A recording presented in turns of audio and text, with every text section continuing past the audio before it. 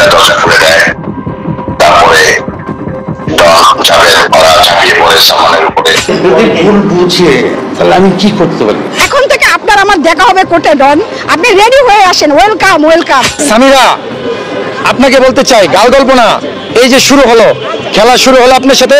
সামিরা হক ওনাকে আছে, ওনাকে ধরে রিমান্ডে নিলে তো কান টানলে মাথায় এসে পড়ে। বাংলা সিনেমার রাজপুত্র কোটি ভক্তের হৃদয়ের নায়ক সালমান শাহ, তার মৃত্যু আজও বাংলাদেশের অন্যতম রহস্যের অধ্যায়। দীর্ঘ 29 বছর পর অবশেষে সেই মামলাটি আত্মহত্যা থেকে হত্যা মামলায় রূপ নিয়েছে। আর নতুন তদন্তে সামনে এসেছে এমন সব তথ্য যা পুরো দেশকে আবারও নাড়া দিয়েছে। তদন্তকারীরা জানান, সালমান শাহর রহস্যজনক মৃত্যু মামলায় নতুন করে গুরুত্ব পাচ্ছে রিজভির পুরনো জবানবন্দি। সেই জবানবন্দিতে রিজভি স্পষ্টভাবে স্বীকার করেছিলেন সালমান শাহ আত্মহত্যা করেননি, তাকে পরিকল্পিতভাবে হত্যা করা হয়েছে। স্বামীরা দরজা খুলে দেয়, তারপরে ঝাঁপিয়ে পড়ে সালমানের উপরে। রিজভির মতে এই হত্যাকাণ্ড ছিল 12 লক্ষ টাকার চুক্তিতে সংগঠিত একটি পরিকল্পিত হত্যা। আর এতে জড়িত ছিলেন সালমান শাহর শাশুড়ি লতিফা হক লুসি, তার স্ত্রী সামিরা হক এবং সালমানের ঘনিষ্ঠ বন্ধু ও চলচ্চিত্রের খল অভিনেতা ডন সহ আরও বেশ কয়েকজন প্রভাবশালী ব্যক্তি। তিনি দাবি করেন, সালমান শাহকে সরিয়ে দেওয়ার পিছনে ছিল ব্যক্তিগত সম্পর্কের টানাপোড়েন, ঈর্ষা এবং এক জটিল ষড়যন্ত্রের চাল। এই জবানবন্দি সামনে আসার পরই দেশ জুড়ে শুরু হয়েছে ব্যাপক আলোড়ন। সালমান শাহর ভক্তরা বলছেন, আমরা বছরের পর বছর অপেক্ষা করেছি, অবশেষে সত্যটা সামনে আসছে। আজকে রায় আমাদের পক্ষে আসছে। এটা অপমৃত্যু থেকে হত্যা মামলায় রূপান্তরিত হয়েছে। এখন আর কেউ বলতে পারবে না যে সালমান শাহকে আমি দড়ি কেটে ঝুলন্ত অবস্থা থেকে নামাইছি। এখন কেউ বলতে পারবে না যে আমরা দড়ি কেটে ওকে আমরা নামাইছি ঝুলন্ত অবস্থা থেকে। কেউ দেখে নাই। এখন ওনাকে ইনশাল্লাহ আগামীতে কোর্টে আসতে হবে, ওনাকে হাজিরা দিতে হবে এবং ইনশাল্লাহ উনি গ্রেফতার হবে। উনি সহকারে সামিরা হক, ডন, আজিজ মোহাম্মদ ভাই যারা আছে, ইনশাল্লাহ ওনাদের সবাইকে গ্রেফতার করা হবে। আমরা ন্যায় বিচার পাবো ইনশাল্লাহ। সামিরা, আপনাকে বলতে চাই, গাল গল্প না, এই যে শুরু হলো, খেলা শুরু হলো আপনার সাথে। আপনার সাথে আমাদের ব্যক্তিগত কোনো আক্রোশ নাই, যা হবে আইনে হবে। আপনি দৌড়ান, আমরা দৌড়াই। দেখেন, আপনি তো বলছেন আমরা গাল গল্প বলি। আজকে যদি আপনার আইনজীবী কোর্টে থেকে থাকেন, বিচারক মহোদয় যে বললেন, বিশ্লেষণ করলেন, পড়লেন রায়টা, পড়ার আগে যে কথাগুলো বললেন, পারলে বলেন দেখি বিচারক মহোদয় গাল গল্প বলছে আপনার এই আইন নিয়ে। আপনাকে উদ্দেশ্য করে বললাম, এতদিন কিছু বলি নাই, শরীরের মধ্যে আপনি এগুলো হজম করছি যে আমরা মামলা পর্যন্ত নেই, হত্যা মামলা। তারপরে আপনারা বুঝবেন যে আপনি আমাদেরকে কিভাবে উস্কাইছেন। আপনি প্রস্তুত থাকেন, খেলা হবে, আইনে হবে। আপনার সাথে আমরা রাজপথে করবো, আইনে করবো। আপনার সাথে আমাদের ব্যক্তিগত কোনো আক্রোশ নাই। আপনাকে আমরা আক্রমণ করবো না, কিছু করবো না, কিন্তু আইন, এই দেশের আইন অবশ্যই বিচার করবেন।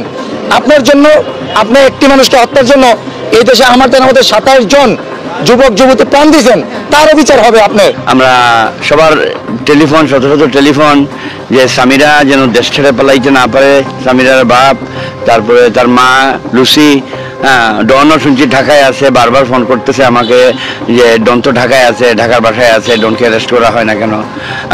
একজন দুজনকে অ্যারেস্ট করলে ইনশাল্লাহ সবাইকে তারা পেয়ে যাবে।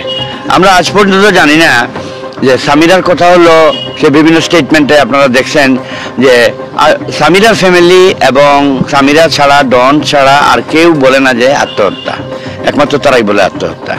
এত প্রমাণ থাকা সত্ত্বেও আমরা 29 বছর আমরা আইনি লড়াই লড়েছি, আমরা পরিশ্রম দিয়েছি, আল্লাহ তাআলা এটা কবুল করছেন। আমরা আদালতের প্রতি সন্তুষ্ট, মহান আল্লাহ তাআলার প্রতি কৃতজ্ঞ। যেদিন সে মারা যায় সেই দিন ঘরে ছিল আবুল নামের একটা লোক, কাজের লোক, ডলি নামের একটা কাজের মহিলা ছিল এবং মনোয়ারা, আর ছিল কে? সামিরা স্ত্রী। আইনের ভাষায় বলে, আইনের বইতে লেখা আছে, যদি স্ত্রী আত্মহত্যা করে স্বামী বাড়িতে থাকা অবস্থায়, তাইলে স্বামীকে এইটার বিবরণ দিতে হবে, এবং স্ত্রী যদি আত্মহত্যা করে তাহলে স্বামীকে দিতে হবে, উল্টাপাল্টা দুজনেরই। আর এমন অবস্থায় একমাত্র স্বামীরার কথা হইল, একটা মানুষ সে ঝুলন্ত অবস্থায় পাইছে, সে চাবি দিয়ে দেখলো, দরজা খুলে দেখছে ঝুলতেছে, সে সুস্থ মস্তিষ্কে ডাক্তার না ডাইকা, পাশের বাড়ির কাউরে না জানায়, কাজের বুয়া লোকটারে ডাইকা, সে কি নাটকীয়ভাবে সে নাকি দড়ি কাটে নামাইছে, নামাইয়া গোসল দিল, দিয়ে হাফ প্যান্ট পরাইলো, হাফ প্যান্টের মধ্যে কাগজের ট্যাগও লাগানো রয়েছে, শরীরে 2 জন মহিলা দিয়ে তেল মালিশ করাচ্ছে, সালমান শাহর মা যে পাইছে।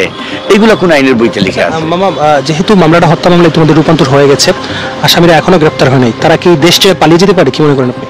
বাংলাদেশে পালানোর একটা প্রবণতা আছে, এই 5 আগস্টের পরে আমরা সবাই দেখেছি, আমিও দেখছি, হ্যাঁ, বিভিন্ন বর্ডার দিয়ে অনেক সময় অনেকে পালাই গেছেন। ওনারা শিখাইয়া দিয়ে গেছেন অতএব এখন যে কোনো আসামি, শুধু সালমান শাহর আসামি না, হ্যাঁ, যে কোনো আসামি এরা পালাই যেতে পারে। যার জন্য আমি সবাইকে বলছি, এরা যাদের নাম আসছে এরা শুধু সালমান শাহর আসামি না, এরা দেশের আসামি। Salman Shah was an industry, Salman Shah একটা ইন্ডাস্ট্রি ছিল, সালমান শাহ ছিল রাষ্ট্রের, তার ডাকনাম ছিল ইমন, যেটা আমাদের ফ্যামিলির ইমন। আর আপনি যে আমার ইন্টারভিউ নিচ্ছেন, আপনার বাড়ি কি জকিগঞ্জে না? হ্যাঁ, আমি কি জানি না যে আপনি সালমান শাহর বাবার আত্মীয়? সালমান শাহ আপনার কি হয়? আপনার কাজিন হয় না? আমার থেকে তো আপনি আরো বেশি জানেন, আপনিই বলেন, আমি কেন বলবো? আচ্ছা বাবা, যে জিনিসটা হচ্ছে কি এই মুহূর্তে আসলে আমরা যেটা দেখছি যে 5 আগস্টের পর অনেকেই বর্ডার দিয়ে পালিয়ে গেছে, তো বর্ডার গার্ড বাংলাদেশ সীমান্তরক্ষীর কাছে কি আপনার কিছু বলার আছে? রিকোয়েস্ট, সীমান্তরক্ষী, এয়ারপোর্ট, সবার কাছে রিকোয়েস্ট যে যারা দেশের শত্রু, জাতির শত্রু, আমরা ছোটবেলা পড়েছি, দেখেছি যে খুন যারা করে, হত্যা যারা করে, এরা কিছু না কিছু প্রমাণ রেখে যায়। তো এরা এমন প্রমাণ রেখে গেছে, তারা নিজে এখন বলবে, নিজের মুখে বলবে যে হ্যাঁ আমরা স্বীকার করব। আর বর্ডার গার্ড এবং বিজিবির প্রতি আমার অনুরোধ, সালমান শাহ ভক্তদের পক্ষ থেকে, সালমান শাহ পরিবারের পক্ষ থেকে, যে আমরা আইনকে শ্রদ্ধা করি, আপনাদের ওইদিকে যেন কেউ যেন পালাইয়া যেতে না পারে। কারণ সামিনার বাপের বাড়ি শুনছি বর্ডার এলাকায়, আর মায়ের বাড়িও হচ্ছে চিটাগাং বর্ডার এলাকায়। হ্যাঁ, আমি রিকোয়েস্ট করতেছি। মামলাটা তো আসলে আপনার এখনকার স্টেটমেন্ট, এর আগের স্টেটমেন্ট সবকিছু অনুযায়ী আমরা যেটা বুঝতে পারছি, এবং আপনাকে প্রশ্ন করতে চাই যে পিবিআই কি মামলাটাকে কি ধ্বংস করে দিয়েছিলেন মনোজ কুমার মজুমদার? একদম পিবিআই ধ্বংস করে দিছে। আদালত পিবিআই কে দিছে পুনঃ তদন্তের জন্য। পিবিআই তদন্ত করে নিয়ম যেটা হলো আদালতে জমা দেবে, মহামান্য আদালত এটা রায় দিবেন বা উনি বিশ্লেষণ করবেন। সেটা না করে মনোজ কুমার কি করলো, সে সাংবাদিক সম্মেলন ডাকলো, ডাইকা সংবাদ কর্মীদের সামনে এবং জনগণের সামনে সে সালমান শাহ হত্যা তদন্ত কিভাবে করছে, কি পাইছে না পাইছে এটা ফ্লাশ করে দিল। তাইলে কি করলো? একটা আদালতকে অবমাননা করলো, একটা দেশকে অবমাননা করলো, দেশের আইন মানলো না, সালমান শাহর মামলাটাকে সে ধ্বংস করলো।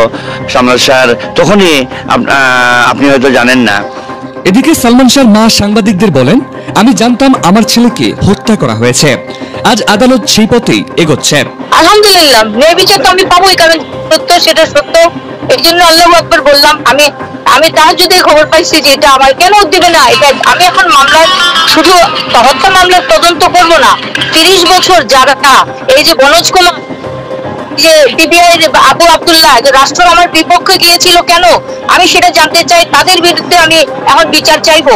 তারা কেন আমার মামলাকে প্রভাবিত করে 35 বছরে সাক্ষী সব নষ্ট করে মামলাটাকে আত্মহত্যা বলে প্রমাণ করতে চাইলো, এটার বিচার আমি চাইবো এখন আদালতের